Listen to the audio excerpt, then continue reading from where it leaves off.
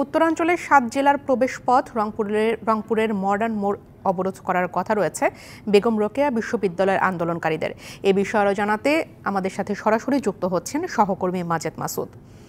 মাজেদ, অবরোধের কারণে সড়কে কি প্রভাব পড়েছে জানাবেন। প্রিয়া, আসলে এখন থেকে ঠিক 5 মিনিট আগে এই মহাসড়কটি অবরোধ করা হয়েছে এবং অবরোধের মধ্য দিয়ে উত্তরাঞ্চলের যে 7 জেলা, বিশেষ করে নীলফামারী, ঠাকুরগাঁও, পঞ্চগড়, দিনাজপুর, লালমনিরহাট, কুড়িগ্রাম এবং রংপুর, এই 7 জেলার সড়ক যোগাযোগ সেটি বন্ধ হয়েছে। এবং আমরা দেখেছি যে কিছুক্ষণ আগে বেগম রোকেয়া বিশ্ববিদ্যালয়ের সাধারণ শিক্ষার্থীরা তারা কিন্তু একটি বিক্ষোভ মিছিল নিয়ে তারা এই সড়কে এসে সমবেত হয়েছেন এবং সড়ক অবরোধ করেছেন। আমরা একটু তাদের কাছেই জানবো। আমরা জানি যে এরই মধ্যে হাইকোর্ট কিন্তু এই কোটার যে রায় দিয়েছিল সেটি আপিল বিভাগে স্থগিত করেছে। তো তারপরেও আপনারা আজ আন্দোলন করছেন, এই আন্দোলনে থাকবেন কিনা, পরের আসলে নকশা কি হবে? নগদের কাছে সব গ্রাহকই প্রিয়, তাই তো সারা দেশে ক্যাশ আউট চার্জ সবচেয়ে কম।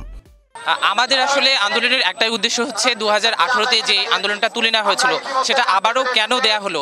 প্রধানমন্ত্রী কি এখানে কোনো ধরনের কোনো আছে, মানে আপনাদের কারচুপি আছে কিনা, যেখানে প্রধানমন্ত্রী স্বয়ং বলেছেন বিসিএস সহ কোনো সরকারি চাকরিতে কোটা থাকবে না, সেটা আবার কেন বহাল করা হয়েছে?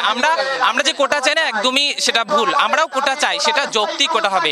আমরা এখন চাচ্ছি যে সরকারি সকল গ্রেডে সব কোটা বাতিল করে যৌক্তিক কোটা থাকতে হবে। আমরা জানি সংবিধান অনুযায়ী কোটা কাদের জন্য নির্ধারণ করা হয়, যারা অনগ্রসর জনগোষ্ঠী, পিছিয়ে পড়া জনগোষ্ঠী, তাদের জন্য ন্যূনতম কোটা দেওয়া যায়, তবে সেটা সীমিত স্বরে। আমরাও কোটা চাই। তবে আপনারা কি আন্দোলনে আরো থাকবেন? আমরা আন্দোলনে অটল থাকবো যতক্ষণ পর্যন্ত না আমাদের দাবি আদায় হয়।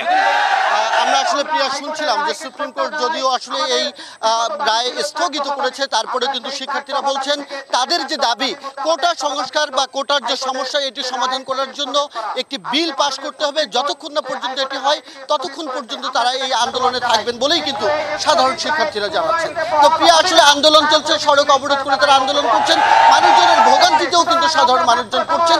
এখন পর্যন্ত আমার কাছে এই ছিল রংপুর থেকে পরিস্থিতি। ধন্যবাদ মাজেদ মাসুদ।